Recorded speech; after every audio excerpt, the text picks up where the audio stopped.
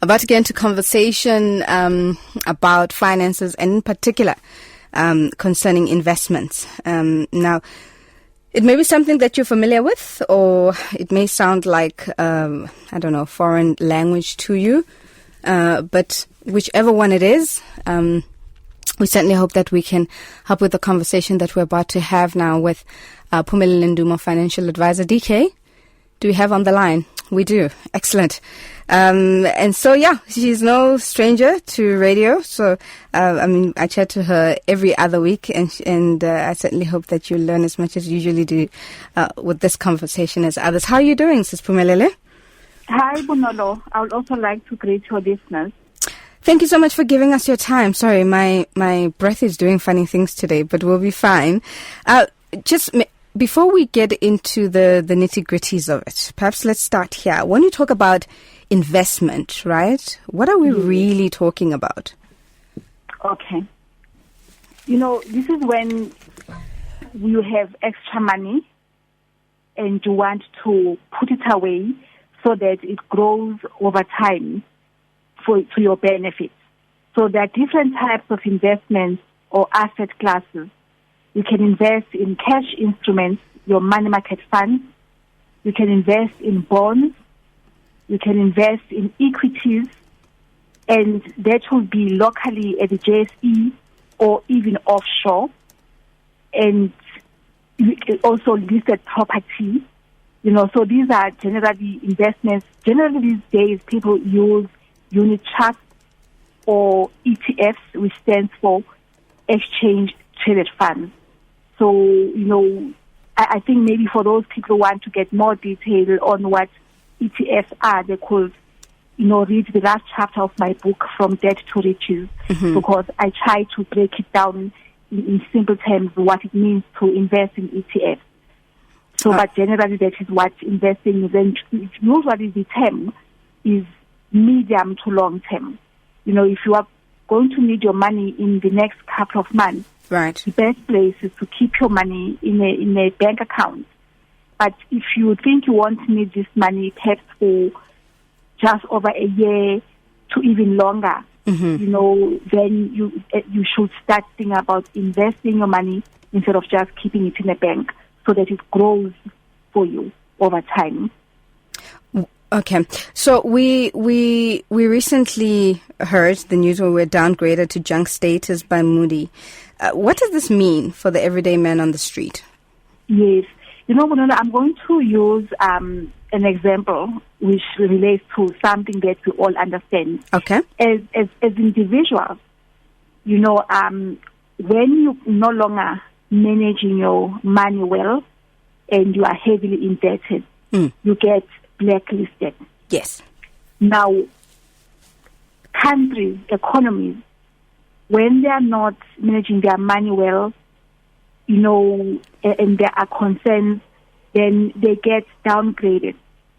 Okay. Yes, they get downgraded. In this instance, on the 27th of March, the last of the big three rating agencies, which is Moody's, they finally downgraded South Africa to junk status. Which means that our debt is deteriorated. The lenders are no longer comfortable that we'll be able to repay this debt. And also when they look at the growth outlook of the country, they don't see how we'll be able to grow and raise money to pay back the debt. So it become, downgraded to junk status, which means, institutional investors can no longer invest in our economy. You start having people pulling out of the JSE, out of the bond market, which is not good for us. And even if we want to borrow money, which is actually,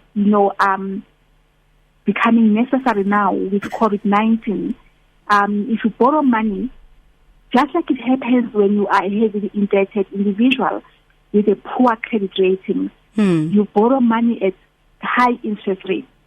So, as an economy or as a country, we also face the same risk that if your rating is poor, your borrowing is going to be more expensive for you. So, okay, no, I get it. I understand it as far as the country is concerned, right? But for me, as Bonolo, for an example, who goes about, paying for her car, having to pay for a bond, children's school fees, etc. What does that mean, for an example, that things like my bond will suddenly increase? Does it mean that food will get more expensive? Okay. Let me just, be specific about what has happened to South Africa. Yes. I've actually stopped. I've actually stopped looking at which companies are getting liquidated. There are liquidations. There are companies who cannot afford to pay salaries, who cannot afford to pay rent. Things are falling apart. If you remember, on the 11th of March, the World Health Organization, they declared COVID-19 as a pandemic. Yes. Now, over and above that, then Moody's comes. I'm trying to find the date. Moody's comes about 15 days later. They come on the 27th of March, and they downgrade South Africa to junk status. And when that happens to a country, it means that your SOEs and your banks, everyone is downgraded, because you can't have your banks and SOEs having a rating that is higher than the sovereign rating.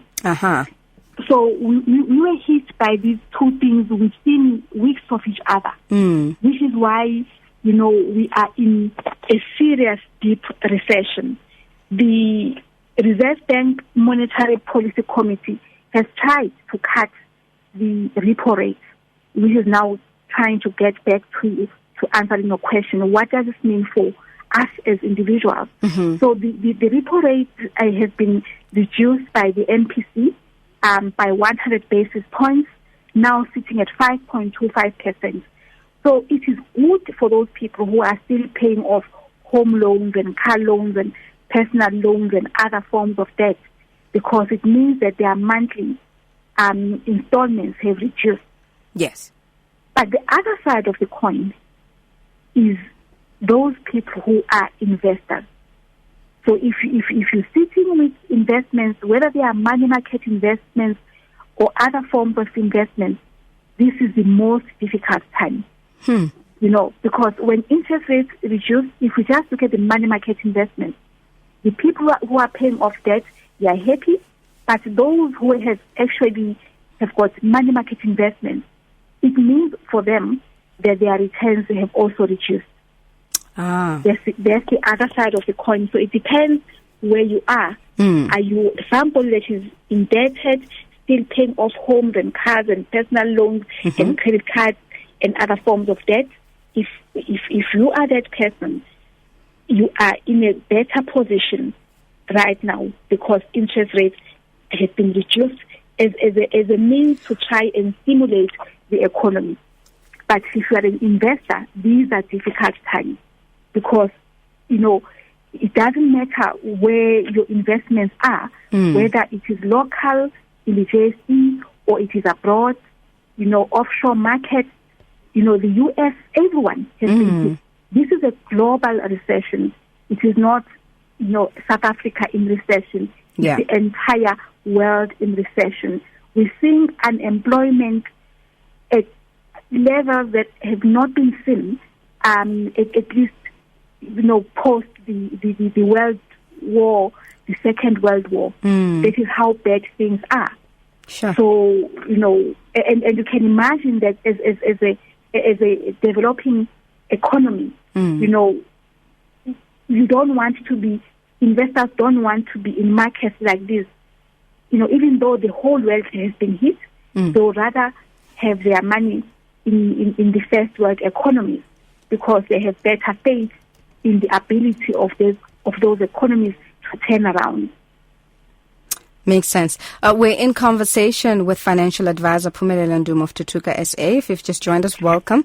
And we're talking investments during lockdown, what it means, how you'll be impacted. Of course, if you have a question or a comment, 37871 is our SMS line, 37871 at the cost of 150 per SMS. You can WhatsApp us on 082-657-2729 or send Telegram. Alternatively, do give us a ring on 012-334 011-413-22. What about the Johannesburg Stock Exchange, Phumelele? How has that been affected by this downgrade? If you look at the JSE-RC, which is the All Share Index, it has declined.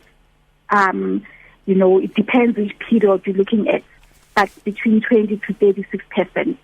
So that is the JSE. So the message out there to investors, because everyone is worried right now, and people want to disinvest. There's nowhere to run to, because this is not the South African problem. This is a global problem. If you look at the industries that have been hit mostly, it is the oil industry. We all know what has been happening in the oil industry. The wars at OPEC, the Sasol shares have taken a serious beating. So the oil industry is not performing well at this time. And also the property, industry is also not doing well at this time. And the banking shares are also not doing well at this time.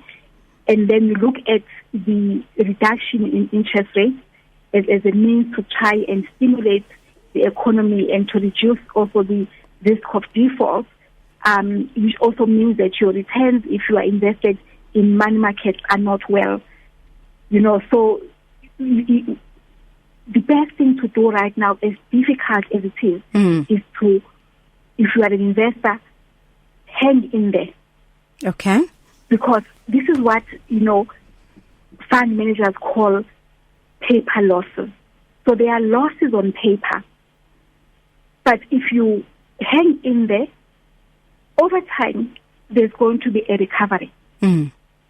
So if you disinvest at this time, you are actually converting or locking in those paper losses into real losses.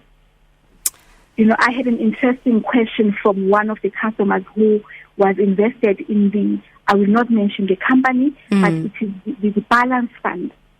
When COVID hit, and then, as I mentioned the dates earlier, on 11 March, we get a pandemic, and then, about 15 days later, we are downgraded on the 27th of March to junk status. The balance funds lost so much money, because if you look, JSE is not a huge market. When you look at the top 10 holdings of most of these funds, there are certain companies that will almost always form part of those funds. So, there was a major loss, but already recovery is happening. It's not to the extent at which the losses were, but there is some recovery. So if you're an investor right now, try and hang in there. Don't, disinvest or cash your investments, because you'll be locking in those losses. Hang in there, and over time, we expect the market to recover. The market is not stable, but at this time, it has been hit hard. So in actual fact, and let me also use a different example. We can all relate to buying a home, because most of us, we've had the opportunity to buy a home. If you have your house in the market right now, the chance of getting a buyer are very low. Of course. And even if you do get a buyer, to get the price that you're asking for is highly unlikely, because many people are losing jobs. They are taking salary cuts. They cannot afford to pay their monthly bond repayments. So they are trying to sell their homes. So if you are buying right now, you are likely to get that home at a discount because of what's happening. And it is the same also with investing. This is the buyer's market, because the stock exchanges have crashed. So this is the time to buy if you have money. And if you are invested and you can afford not to sell or cash your investment, hang in there. Because, over the years, you can see that the markets are volatile. They go up and they go down. And unfortunately, this is the worst time across the world when the markets have gone down. So don't cash in. All right, so this is not the time to be emotional and panic. Yes.